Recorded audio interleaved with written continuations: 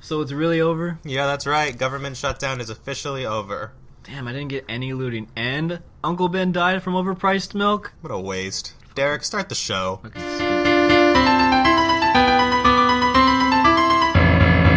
Hi, everyone, and welcome to Mistakes Were Made, the show where we talk about mistakes and things we love, and maybe even remember why we love them in the first place. I'm your host and residential mistake artist, Eduardo Vaca, and with me, as always, is fellow mistake artist Chris Hecker. Hi, Ed. Hey, Chris. Can we see if the audio is picking this up good first? Yeah, okay, so full disclosure, we did record a whole other episode super early. It was ready to go for Tuesday. We're recording this Tuesday night, January 23rd. But then we listened to the audio, and it was all sorts of nasty. It was pretty gross. Thanks, Sean. Yeah, thanks, Sean, who was on that episode. Sean drove all the way over here. How weird. How weird. Coincidence that the only episode Sean is on? The thing goes down now. The only one that really mattered, apparently? I says Ed. I figure, look, when we release the hard collection of the first season on double CDs, that'll just be a bonus track. I won't edit it. You'll see us at our worst with all our ums and buts, but it'll be there.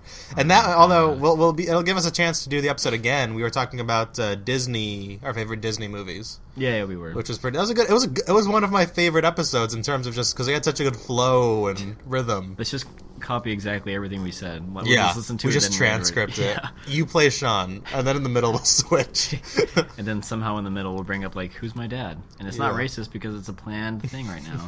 No, because we wrote it. So that way it's not racist. It's not like our secret racist identities just leaked through and now we've been exposed by ourselves. Is it racist for a white man to read a colored man's words? Yeah. Oh, shit. Oh, colored is also a scary term. I feel like you can't say that. Let's leave it to a different podcast. Link not this one. Link in another description. Link in description to the NCWF podcast. So, anyway, Chris, how are you doing this fine Tuesday? I'm okay. I'm freaking out because ghosts. Are we? Can we get into this? Let's get into this. All right, here we go. Segues. Enter this conversation. Segue. I'm freaking out because recently, I don't even know if they call it paranormal stuff, but it's happening. Too many coincidences. My records fell over right now too. Before I got here, they were stacked leaning this way, but they still fell the other way. Well, I think the listeners need a little bit of context. One, well, they're not getting any. No, you're just gonna have to fend for yourself, dear listener. But one, what is the dealio with you? And you said you had some recent supernatural mishaps. Okay, so here's how the night went. I bought some workout clothes that I wanted to show off to my girlfriend. First mistake. Yeah, tell me. First mistake. Working out. $30. You know how much food you could get with that? Too much. At least 25, 4 for 4. No, I'm kidding. 25 of what, Ed? What are you quoting? 99-cent store deals, typically. Ew, purple. That's where the problem is. Yeah. Anyway, tell me about your girlfriend. Okay, workout clothes. Went to her house to show off because I felt good. And then, we had a good time. I don't know what happened. And then I left at, 3. And then, she has, experience with, some, lights flickering, hearing noises. That same night, she said she heard, a scream. That's terrifying. And then she said she saw an orb in her room. What the fuck? And I'm just hey. Okay. And then, yeah. Hey, I'm dating you. Hey, I awesome. support you. The shadows in my eyes have never been this dark. Ugh. The circles. I was on, lights What flickering. if the orb was your love and you both have to recapture it? Just a little bit out of your reach. Oh. You gotta try harder, baby. Guys, it's a metaphor. Throw your dog in the air. Symbolism. Okay. Someone's watched the Before trilogy. I did. A lot of symbolism. Before the end of the relationship.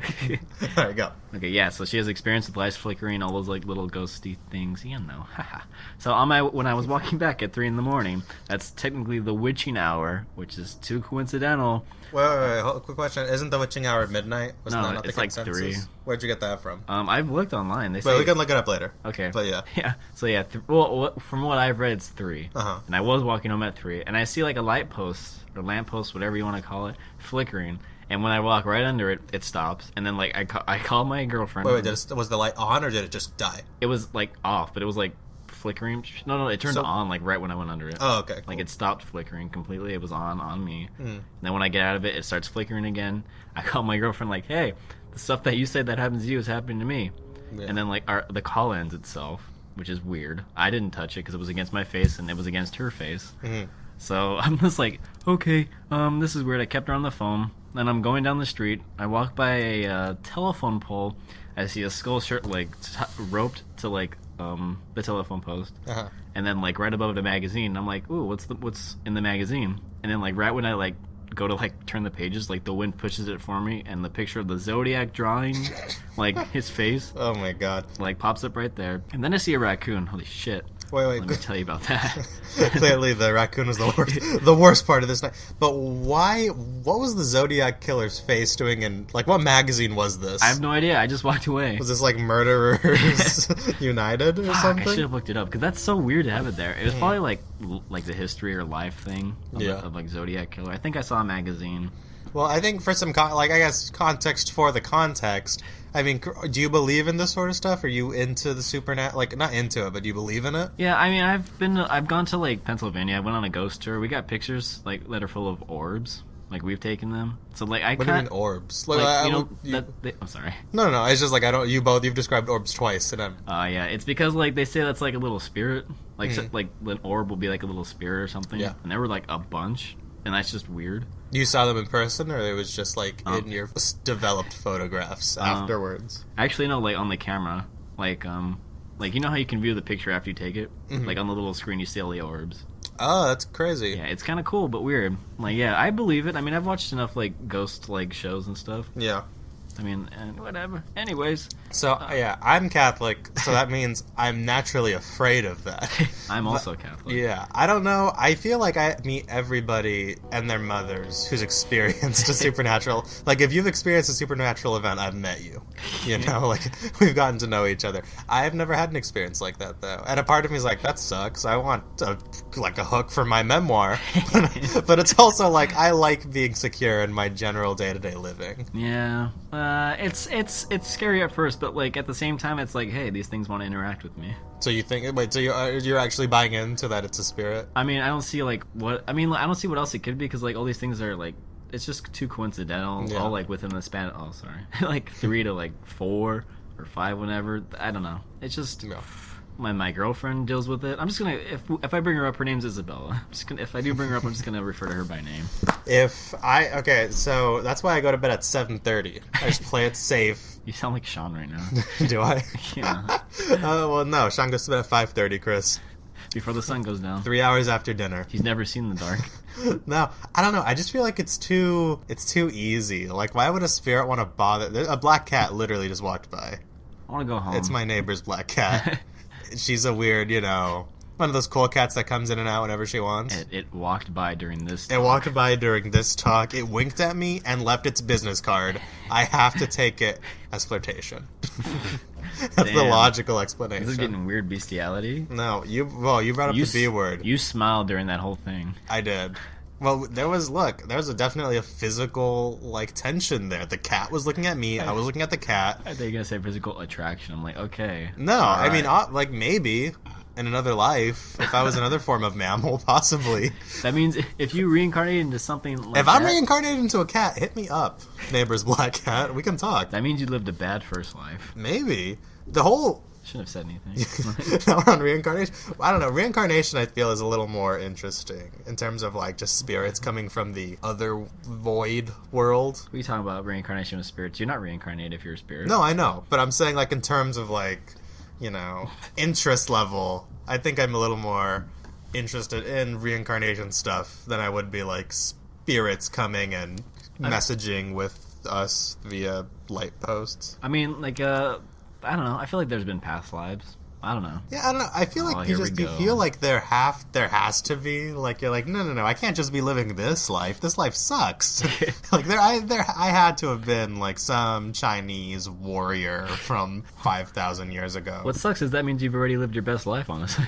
Well, I read a really cool... The guy who wrote The Martian... Yeah, I did. I read once, Chris. The guy who wrote The Martian, I think his name is Andy Weir, and he wrote this short story called The Egg.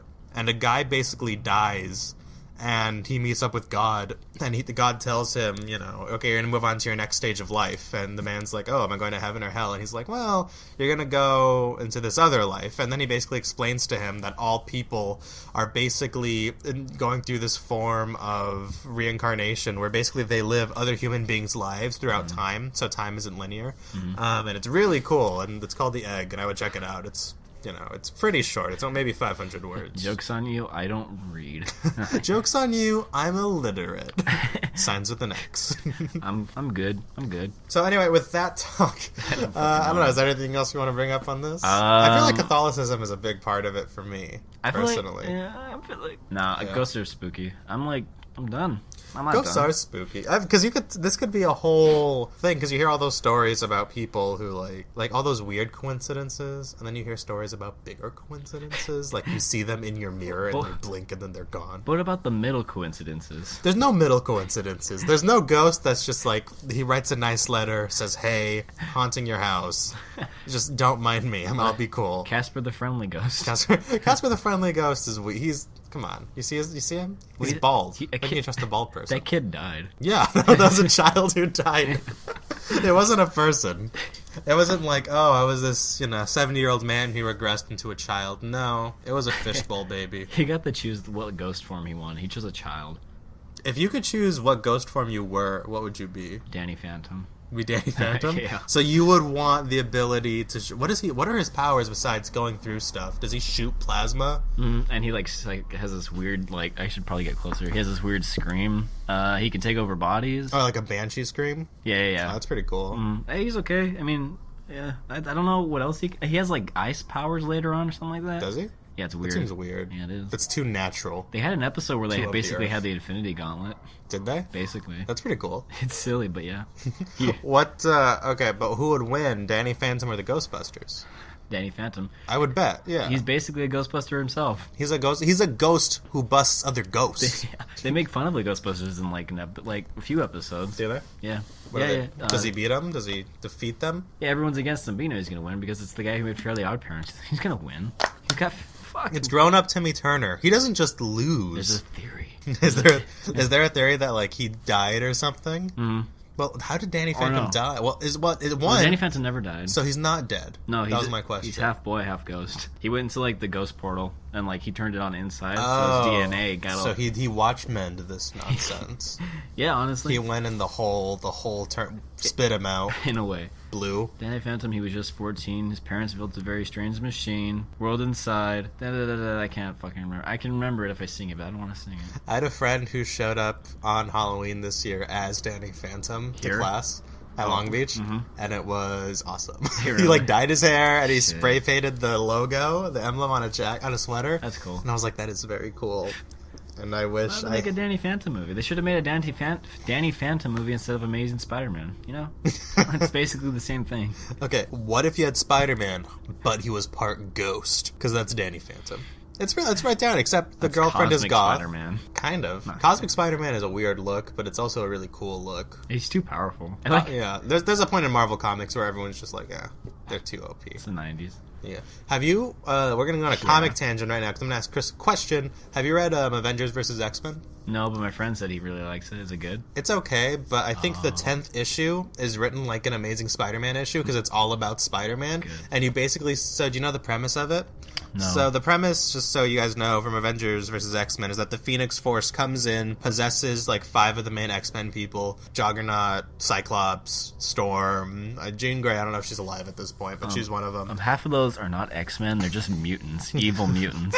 They're just people, Chris, just like you and me. What the fuck? So the Avengers come in to take them down, these Phoenix Force possessed people, and there's an issue where Spider-Man basically knocks down 2 of them on his own. And it's like, whoa. And the whole issue has the whole Peter Parker internal monologue thing. Yeah. It's real. I would just read that issue. Do you remember when Spider-Man was considered the 3rd strongest in the Marvel Universe? Because he was at one point. When did that stop? Probably the 70s. Yeah. But that's also when they said he was. So it's make up your mind, Stan Lee, who I know is responsible for all of this. He's fucking responsible for Power Pack, dude. What's that? You don't know the Power Pack? No, what's that? The 4 kids? No. You don't? Okay, I'll tell you later. This is an outside of the podcast talk. Yeah. That's a whole nother fucking story. So, well, I guess that's a pretty nice tangent to our other, more official talk of the episode. That was going to be kids' movies that are pretty good. What a weird... it's you balance it out. You have the scary with the not scary. for some reason my head went to Nazi when I said not scary. You remember how like all the Nazis' heads melted in Indiana Jones and it was still rated PG? That was before PG-13 existed. Yeah. I think the first one was the third one, right? Like I think it was, or that was one of the first ones. It was like the third, maybe. No, the temple, like the the second one was the reason they made it. It was the reason they made it, Yeah, but the third one is the actual either first or one of the first PG-13 movies. Oh, we'll see about that, Ed. Oh, look it up, Chris, because I'm very certain of this, that it's one of the... I don't know if it's the first, but it's certainly one of the earliest PG-13 movies. Because there definitely needed to be a middle ground. Some guy got his fucking heart ripped out. Yeah. It was Temple of Doom. Temple of Doom was not PG-13. A drama starring... Red Dawn. Red Dawn was the first one. Red Dawn's the first one? Okay, that makes sense. No, yeah, that's right. Red Dawn would have been PG. It would have been PG. Yeah, the rating system is so crazy, because it's like, we probably need another rating between PG-13 and R. They honestly need to be, like, less lenient, because we got breasts in Titanic, and that was just PG-13. Was that PG-13? Mm-hmm. Oh, that's pretty interesting. Was it? Yeah, it was. That's weird. Yeah. Because besides that, that's really the only reason why it would be R, if you had to make an argument for it. So that's why they should have like a PG-15 or something. PG-15? No, like, because they can have a little more violence, they can drop an F-bomb, and then they can do stuff. I don't see a difference like 2 years would make. Like, when you turn 18, like, what's the big difference between 3 years, like, with drinking and stuff? Yeah, true. I mean, like, I don't know. It feels weird. Like, I feel like when you watch a PG-13... I think they do have to have some other rating, but I feel like with PG-13 movies, it gets weird. It gets, like, It gets, like, Elijah Wood as a fucking dancing penguin weird. That's not PG-13, is it? Happy Feet? It's PG. Happy Feet is weird. I don't remember if it's good or not. I like the idea. I like it. I don't know. I really don't remember. Shut up, Eddie, fucking... He taps. Is that the one that they sing, right? The penguins themselves actually sing. Yeah, but he can't sing because he was dropped as an egg so he can dance. So sad. The dad drops him. And then he's treated as a freak because does he have, like, does the dad, like, the Elvis persona? Like, does he have, like, a sort of Big Kahuna type deal about him? I don't know. I don't think so. I think that was Robin Williams' character, maybe. Oh, his name was, like, Love Nest or something. Yeah, something like that. Right? Mm-hmm. Oh, that movie, I don't think I should rewatch it, but I remember that movie fondly. But that's not a bad kids movie. Lovelace, yeah. Dude, that's probably a pretty good one now that I think about it. That guy's dead. Yeah, he passed away. That's sad. All right, we'll pour one out for Robin after this. Still thinking about you. Other kids movies that are pretty good. I just watched Paddington, which you've been recommending to me for weeks, years, months. Came out in 2014. Oof. When did you see it? Yeah, then? I saw it in the theaters. Yeah, I should probably get close. Yeah, my fault. And well, Chris, what are your thoughts on Paddington before? Because I don't think we talked about it extensively on the show. I think it's a breath of fresh air, and I agree with some of the reviewers because that was a direct quote from somebody. Yeah, but it's just like they don't dumb down anything for anyone. Like what I like I don't know if I haven't seen the first one in a long time, but in the second one, like he doesn't understand like he'll like misread someone's like words or whatever, but like he's not like they don't treat him like an idiot. He's just different. It's like when you have someone from a different country come in, you don't like mistreat them because like like, they don't understand. You just like okay, they're not from this area, and that's basically the same thing with him, which I like. And this in the humor is cool. He's in a the humor is surprisingly funny. Yeah, like it's not like there are a good number of poop joke, like not poop jokes, but like gross jokes, like when he sticks the toothbrushes in his ear, then he licks it. It's like okay, that's for the kids, But it's still kind of funny. Still like it's still a little funny because of his voice, because Ben Winshaw, who does Q in the James Bond movies, he's just so soft spoken and like you can tell he's like a genuinely nice, polite young bear. Yeah, he was raised well. But when I watch these sort of shows and movies, I always get kind of concerned because these were made by like British imperialists usually just were. Like Babar is one where it's like, oh, British people got their hands on Africa. And then it was like The Jungle Book. That's another one where it's like British imperialism coming over. But what I liked about this is because I kind of got that whiff where it's like, oh, look, the explorer guy is coming and teaching these bears how to be civilized. And then by the end of the movie, it's kind of reverse to that because the explorer actually ends up being the only one to defend them for who they are and just leaving them there. Yes. And so that was like, it was refreshing that it kind of confronted the colonial nature of it, and I like the fact that the daughter, Nicole Kidman, was the bad guy. That was kind of cool. That was a surprisingly... She's a taxidermist, dude. It's a weird movie. Wait, she was the daughter of the explorer? Yeah. Oh, I forgot about that. Yeah. That's crazy. That was like, oh, that's like... Don't get me wrong. I thought I thought that was the weakest part of the movie, the villain, but it was still like Nicole Kidman just chewing up all the scenery. And also she's like the most beautiful woman in the world plus 20 years. All right. So that was a good joke. You're the one that's been liking the photos. That was I've been liking all the secret photos on her Instagram. But to address the question that was asked, I have seen Paddington 2. I like Paddington 2. I like it a lot. I would say it's better than the first one as much as I can remember. Yeah, that's what everyone says. That's why it's got 100, Ed. That's why it's the best reviewed movie ever, Ed. Some asshole's gonna be like, that movie's bad, and then give it a bad. That's what they did with Lady Bird. Really? That's the only reason it has less than 100 is because somebody was like, no, it's not that good. And it's like, you don't know how film criticism works. Well, then it must not be that good, friend. No, I'm just kidding. It's still at 100. That's good. It's crazy. What is Paddington 2? What's the premise of it? Paddington 2 finds Paddington happily settled with the Brown family. Get it? Because he's a brown bear. That's racist. With the Brown family in Windsor Gardens, where he has become a popular member of the community. He wants to buy a pop-up book for his aunt's upcoming birthday. So he's trying to save up money, and then like apparently it's a rare pop-up book. So when he brings it up to Hugh Grant's character, like he's the bad guy. That guy steals it, and then Paddington gets blamed for it. So he goes to jail, and hilarity ensues. Paddington goes to jail. Yeah, it's you see him in cuffs. It's awesome. And you see like, everyone just looking down like disappointed. The thing about Paddington is that he's kind of tiny, so he's just adorable. He walks and stuff. Yeah. Oh my god. Why does he remind me of Franco? I don't... Tell me. I don't know, but maybe it's because he has those same big, beautiful, soulful eyes. I love Paddington's eyes. He looks so innocent. I know. Oh my god. Oh my god. Oh, marmalade sandwiches. I might watch a little bit of it afterwards because it's just such a good feel-good movie. Yeah, you do feel good, and I told you would like it. Yeah, I like it more than I care to admit. I think it's because it's one of those movies that is just unabashedly a kids movie, but it's also really good. Like there are those Pixar movies where it's like Brave. It's like I didn't watch that. It's not that great, and it's like, oh look, it's for kids, but here's some adult jokes, and it's like, no, you can have just like funny jokes for everybody, and the kids will laugh, the adults will laugh, it'll be fine. So what you're saying is Paddington isn't really just a kids movie. No, it's an everyone movie, Chris. Oh, it has a 90%. That's pretty good. That's crazy. This is like, I can't wait for Paddington 3. Paddington trilogy. Do you think? How does it end? How does Paddington die? I want to see his whole. I want this to be a Planet of the Apes situation. I want it to be like Toy Story 3, where he like is in the trash compactor thing. He's facing a fire. What would be the bear? Like a forest fire would be the bear equivalent of that, and then Smokey comes. Smokey is his dad. Shared universe confirmed. Isn't there a fire in the first one, and his dad or uncle dies? No, it's an earthquake. Oh, that sucks. Yeah, that's awesome. Fire would be better. He gets the hat. Oh, they explain how he gets the. Does he have the hat in the first one right from the get-go? Well, his uncle he takes it from his uncle, his uncle's dead body. He's like, it's mine now. This movie shows how those the bears found Paddington, and it's cute seeing like a baby Paddington. He's actually. Oh, I was gonna ask because I thought it was interesting that it was his aunt and not his parents, but he doesn't have any parents. No. But like, why not just call your aunt your mom? Honestly, because she raised you. Well, so they discovered him as a baby, and they were like, "I'm not going to pretend to be your mom. I don't want you to think I'm your mom." Get that right. Get that straight. You're not going to be here for a while. We're going to teach you English, and your mom's gone. I did laugh pretty hard when they were doing that joke about the pronunciation of the explorer's name in Bear. And he just like growls.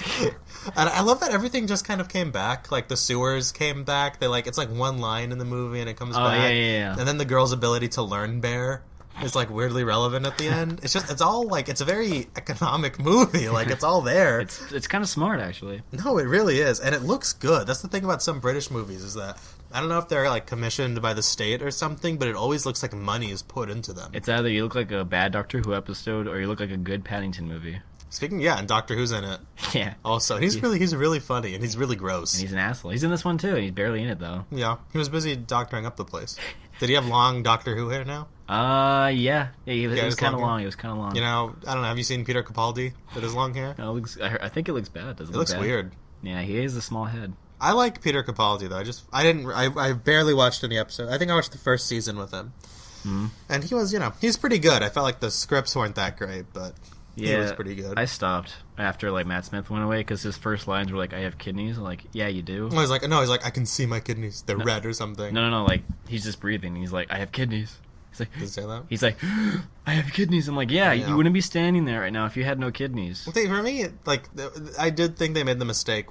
Doctor Who tangent. But I thought that transition was really weird and really bad, personally. And that first episode he was in was bad. But, you know, that's been the case with, I think, every Doctor except Matt Smith. Matt Smith is great. That whole Matt Smith run is almost perfect. I think his first season is the best, but the Silence is one of the best, like, villains in the show. Yeah, his first and last season were great. I like, that's fucking say nothing, Ed. No, it's good. What'd you think of Day of the Doctor? It was okay. I really liked it. It should have been long. Was it 2 hours, right? It was 2 hours? I think an hour and a half. Should have been longer. Yeah, I love the end with Tom Baker as the curator. You're like, oh my god. I love because the implication is that, like, that's him in the future, right? Oh, it's so good. Wait, Peter Capaldi in the future? No, that's like the Doctor in the future, because he's like, oh, you know, you don't know what new forms you're going to take and which ones you're going to come back to, and then he goes like, shh. And it's like, it's, oh my god. Tom Baker's so good. Have you seen the other crossover episodes with the Doctors, with the old ones? I know that in, like, with Peter Capaldi, he, like, I don't know if it was him or the new female one, that he was with the first Doctor. Did you see that one? No, I haven't seen that one. I think that's the one he regenerates in. Oh, really? I think so. I think that's the Christmas episode, which is pretty cool. But I haven't seen any of... Oh, speaking of, Matt Smith's Christmas special was so good, A Christmas Carol. I haven't watched the whole thing, so I'm still confused on it. But I just watched his regeneration. I get mad at it a little bit, to be honest. For what? Matt Smith's regeneration? Because of how fast it is. Yeah, because they do such a good build-up, and you're so emotional, and then it's like, and snap! And it changes, and it's like, Kidneys. what? It's weird. Hey, how do you feel about this female Doctor, Ed? Well, having kind of dropped off the show it's probably been, 3 years since Matt Smith changed? Yeah. So I kind of dropped off after that. So I don't really care. I think it's a little bit of a pandering, to be honest. You think so? Because, I mean, I feel like he's been established as a male. Yeah. I mean, there's really no reason for him to become a female other than to, like, try new ground. Yeah, which I don't think is bad. I think it's okay to... Because, like... But, I mean, I'll admit to not having the biggest attachment to Doctor Who right now. You know, because it's like... Neither do I. Yeah. So I know what you mean, though, because they do, like, establish there are Time Lords and Time Ladies. Like, there are... Like, in the original series, but, like, who gives a fuck about the original series, I guess. And plus, Missy is, you know... She's like the new version of the Master in the new season. Whatever, so it's like, I guess. I just feel like it's like there are men. It's like there's two genders. No, just kidding. No, just kidding. Don't. I mean, no. Don't, it's I didn't not mean that. that. It's I'm just, sorry. No. I'm not going to comment on that. But like back to the Doctor Who thing. That's what I meant, though. It's fine. I'm kind of excited. For me, the only reason it doesn't feel like so much of a pandering is because who they actually cast. And I've seen her. I think she was in Broadchurch or something, and she was really good in Broadchurch. I mean, I don't know anything about the actress. I don't not like her. I just think the idea of, like, let's make him a woman and not establish that, like, genders are, like, one thing with these, or, like, they can't just be one gender. They can be whatever they want. I don't know. I like I feel like for me, I feel like it's fine. You know, I'll when I watch... Ed doesn't want to look bad on Mike. No, because I was thinking about this recently. I just watched clips from the Sherlock Holmes A Game of Shadows movie, because we were talking about it a couple of episodes ago. The new movie's coming out in 2019, I think. That's what they say, and I don't know, they've been saying that forever. And that movie, they made a whole writer's room for Sherlock Holmes 3. For one movie, they made a writer's room, and it was like, what? But anyway, I was watching those clips, and then it reminded me of Elementary. Have you seen that show? Where Lucy Liu plays Watson? No. She's not bad as Watson, and I was always worried that, like, if they gender swapped Watson, that it would be like a love story between Holmes and Watson, and that never happened, which was cool. And I remember initially, because I'm a big Sherlock Holmes fan, I was kind of upset that they changed the gender because it felt like pandering. And then I kind of, you know, and now I'm like, I don't really care. Like, you know, Sherlock Holmes is so old, and we're going to see so much Sherlock Holmes for the rest of our lives. I don't mind if some of them are different, or even if, you know, it's okay that we deviate from the norm in a sense. So that's kind of how I feel about Doctor Who now. You know, like, there are going to be other doctors, and, like, it'll never, ever die. Like, I mean, it's older than, like, our parents and, you know, some grandparents. So I feel like no matter what, even if you don't like... That's the cool thing about the Doctor. You don't like this one, the next one's probably going to be better. Yeah, I mean, I don't keep up with it, so I don't know why I care, honestly. Yeah, no, but I can understand that, because it's just, you have, like, personal attachments of... It's like with James Bond, too. Like, this is what James Bond should be, because you've, like... It's like with, you know... Like, in my head, the Doctor is either David Tennant or Matt Smith. It's one of the two. And I like Eccleston, but he's only in one season, so he's so forgettable. And we've spoken a lot about Doctor Who, but that's another, I think, great kids thing to watch because it's really for kids. Isn't it so cool how I fucking rode up on the side of a building on a motorcycle? Do you remember that? The Easter special? I think it was the special for Easter. Or it was That's with Matt Smith, right? Yeah. Oh, it was fun. I don't remember. It was cool. Like, the music played. It's awesome. His music. The music was so good. Is it the same? He's not the same theme for him, is it? Or for the other Doctors? I don't think so. I think because in season 5, they kind of did a big reboot for the whole show and new musical cue, and it looks more cinematic. And yeah, it does. I think it looks better, to be honest. It does. They actually make it look like they have fucking money. Yeah, David Tennant's look cheap. Yeah. But his suits didn't. Oh, God. But David Tennant is too good. It doesn't even matter that they look cheap. Which they did. I remember there was, like, an episode where they're on a train, like, in space, riding somewhere, and it just looked cheap. Like, it looked bad. Ooh, like, which was I've seen that one. The Waters of Mars or something like that? Is that what it's called? That's an episode. Yeah. I don't remember. Is that the train? Are they on a train? I think they take a train to the Mars or something like that. Anyways. Do they? Oh, they take a bus. No, it was a train, because there were multiple people on it. But anyways. Yeah. Anyways, so we've got about 15 minutes left. So let's just wrap up. This is more a Doctor Who episode than it is going to be a kids movie episode. Yeah. But anyway, your talk was Paddington. Are there any other kids movies that come to mind in terms of just being quality kid entertainment? You go first because yeah. So I don't personally. There are those kids movies that are like, I guess they're kids movies technically. Like Fantastic Mr. Fox, I love, but it's hard to call it a kids movie because it is animated. Same thing with Coraline, right? Have you seen Coraline? Yeah. It's so good. And it's like, you could argue it's not for some kids. It's a great movie because, it's like that PG mold where, hey, maybe some kids shouldn't watch this, and that's okay. So, I kind of disagree. I feel like they should be able to watch anything like that. I mean, they shouldn't be like... Well, that's the thing. It's okay. Well, yeah, don't get me wrong. It's not the most terrible, traumatic filmmaking experience. But I do think it's a little more mature. Like, I wouldn't show a 4-year-old that.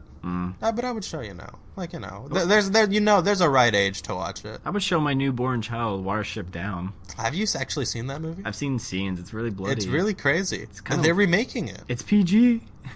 Because PG it just doesn't matter. Because nothing mattered back then. Hey, John Hurt was in it. Speaking of Doctor Who. Oh my God, he was pretty good. He was also an Eccleston replacement. Was he really? Yeah, because Eccleston wasn't going to come back, and then they were like, we'll just make a new Doctor. I think which is stupid. I think all classic... Chris has an opinion. I think all classic Disney movies should be watched by children, because of, like, how they feel compared to the... All of them?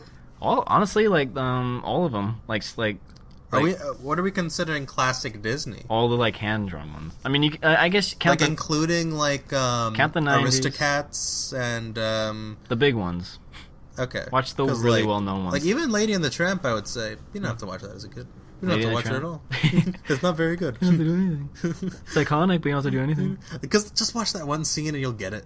Yeah, I mean... and you'll be fine. Because that's the best scene in the movie. Oh, the spaghetti? Yeah. Yeah. Like, the movie does not get better than that. You're right. Like, it's not like, oh, what's going to come next? No. I think show them old hand-drawn Disney movies. Show them Black Cauldron, because that's... Black Cauldron is weird. Which is why you should expose them to weird things like that, so their taste is open. Wide. So let them choose. But when you look at... But that's the thing about, like, older, like, big family movies, like Jurassic Park. That movie's kind of terrifying if you're a little kid. Didn't you think so? Like, the raptor scene is scary. I haven't seen it fully. Whoa! Oh, but I've seen Jurassic World. No, I'm just kidding. It's the same thing. No, I mean, it's like eating Hydrox, but not having tasted Oreos, and you're like, it's the same thing. It's like eating a different type of pod besides Tide.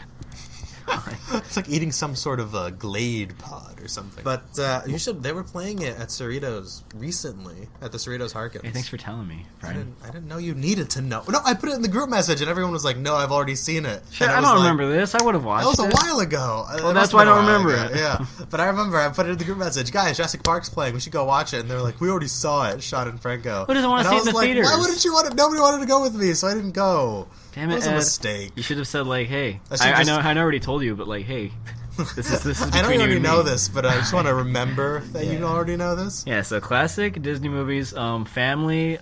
I think family movies from the 80s are important, too. Like Back to the Future? Yeah, stuff like that, like Goonies, Back to the Future. Goonies, I personally think Goonies is not that great. You're a fucking bitch. Goonies isn't good. I don't know. Dude, I don't even think it's fun. It's just, it feels tedious and dumb. E.T. On the other hand, like, E.T. Well, why did you say it's like Goonies in the sewer, huh? Because it is like Goonies in the sewer, except better. No, it's not better. They're two different things. No, they are two different things. But Bitch. I would rather... I'd probably recommend it over Goonies to most children. I say if you want to watch 80s, iconic 80s movies, I say Goonies. Well, I mean, yeah, it is. But, if somebody was like, hey, I'm going to watch Goonies, is there anything else like that you'd rather recommend? I'd recommend, like, Labyrinth over Goonies. Ew, you And really? Labyrinth is kind of boring. But Goonies is more boring. No, Goonies is fun. I just like kids overcoming bad guys. And, I do too. And saving but their house in the end. Yeah, but then watch Peter Pan. Yeah, I love Peter Pan. Yeah, I know, that's old Disney movies. Yeah, I don't disagree with that. But I don't like Goonies is just Goonies. Ew, Goonies. Annie, you Goonie. Goonies. I recommend Charlie and the Chocolate Factory too. The original one. Yes. No, the remake. I meant Willy Wonka and the Chocolate Factory. Talking about the original one. Though. Yes, the original. The original one is phenomenal. It is so funny. But is it as good as Goonies? The remake. The stage adaptation. I'd probably be more interested in a remake of Goonies than actual Goonies. It's like Ghostbusters for me. They did fuck up the remake for Ghostbusters, but that's a property you could easily remake, I think. You know? But Willy Wonka, timeless. It's the thing is, it's funny, man. Like, there's that scene where the lady's husband is held hostage, and she's talking to the police, and she's like, "What do they need?" And the police is like, "Well, they want your case of Wonka bars," and she's like. I shouldn't say anything. And the cop is like, ma'am, it's your husband or your case of Wonka bars. And she's like, how long do I have to think it over? And then just cuts. Like, that's the end of the scene. And it's just so silly and funny. And the Tim Burton movie is, like, devoid of charm. I like how it's its own thing. I can respect that it does try to be something different. It gives you more of a view on, like, Willy Wonka. On who Willy Wonka is. Yeah, but for me, that was like... Isn't it weird how Willy Wonka and the Chocolate Factory focuses more on Charlie, and Charlie and Chocolate Factory focuses more on Willy Wonka? Yeah. That's funny. That's what I always hated about look, we're doing the book again, but we're doing it right. And it's like... No, you're not. I don't care if... It's like with the Amazing Spider-Man movies, right? You're taking the good title, Amazing Spider-Man, and then it's just like... It has no indication of what the actual movie is going to be. You're just saying that's a pander to fans, you know? Yeah. So that kind of bugs me as a nerd fan of fan nerd things. Also, Who Framed Roger Rabbit's pretty cool. That movie is weird. But it's amazing. It's good. Dude, they said that... And a movie like that will never happen again either. The closest was Wreck-It Ralph in terms of just, like, getting all these properties on the same screen. Dude, Bugs Bunny with, like, Mickey Mouse? That is awesome. That's crazy. They're parachuting, aren't they? They're falling from the sky? Mm-hmm. Yeah. Oh, man. Also... And I also like that, what's his name? Christopher Lloyd is like really a hand-drawn cartoon. Shit, that's crazy. Spoilers for a 40-year-old movie, 30-year-old movie. Dude, that's old. Wow. You know the guy from It's Dead? The main actor? Oh, Bob Hopkins, yeah. Hoskins. Rip. Rest in peace, please. Rip. Also, How to Train Your Dragon.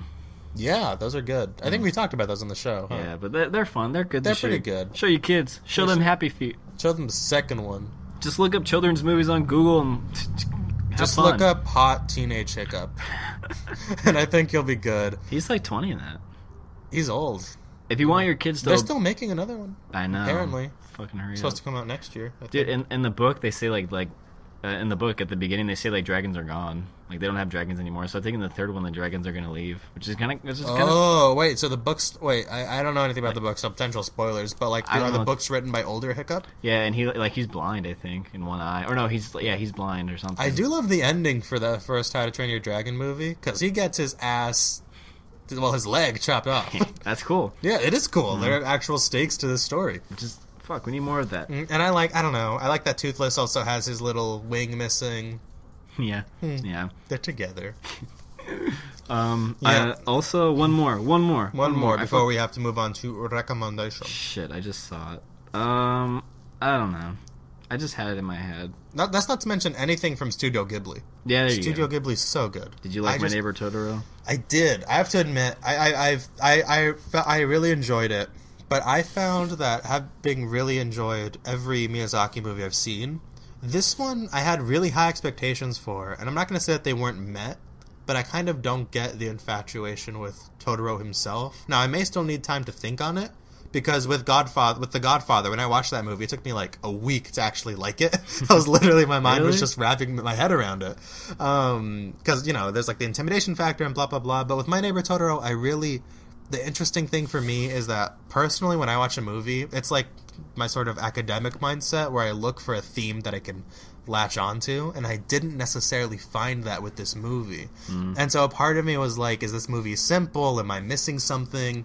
But and ironically, the thing I loved most about it was the family stuff, and least about it was the Totoro stuff, because Totoro was that's not to undermine it. Like, it was a beautiful movie, beautiful looking, beautiful, wonderful, but I don't know, I feel it was good.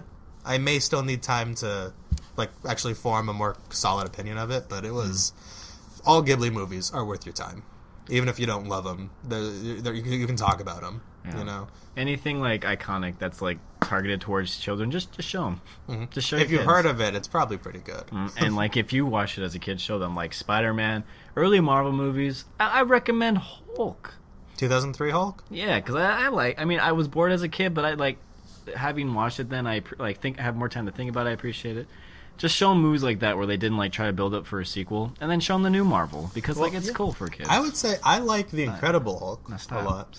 Check that one out. I don't know. As a kid, I really liked Hulk, and then I don't know if I ever watched the movie, because when I rewatch it now, I'm like, how can anybody like this? Like any kid like this movie? It's boring for the first hour. But even though the Hulk is really cool himself, and the CGI is really good for 2003. So anyway, last thoughts before we move on to recommendation. Just Christoph Waltz. He's not here. Well, not again. Dude, he's such a good fucking actor. He's pretty good. Fucking God.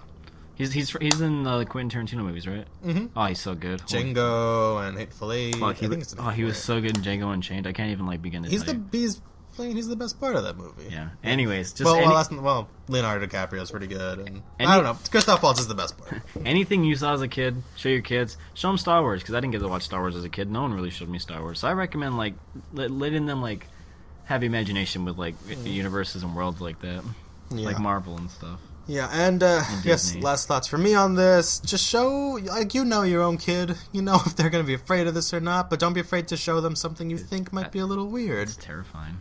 Oof. That's horror. That's terrifying. That's such a good poster. And buy your kid Hulk hands. Yeah, Hulk hands were the best. I had the 2003 ones. Did you? Yeah, I did. Are you kidding me? They're like this awesome, like neon green, kind of bright green, and then they had the black, like sort of shadowing and stuff. Oh, they were fantastic. Oh, they were so cool. Oh man. But anyway, that's it for our weird talk. It was a good talk, but we went in a whole bunch of different directions, and now we're going to move on to our recommendations portion of the show, so stick around for that, and we'll give you some recommendations.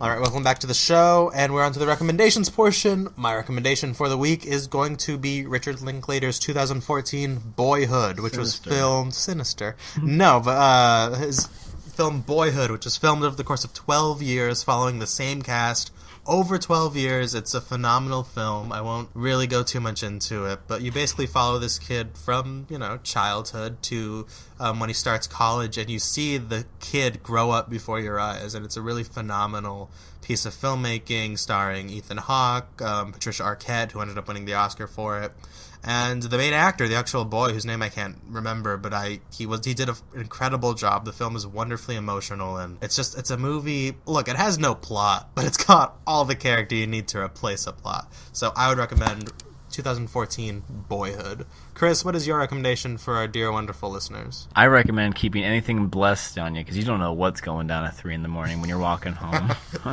Gotta get all the rosaries, all the pocket Bibles, anything you can get, put it in your bag. And just know that, it is like a movie, and your phone will stop working. The call will be ended for you. The call will drop.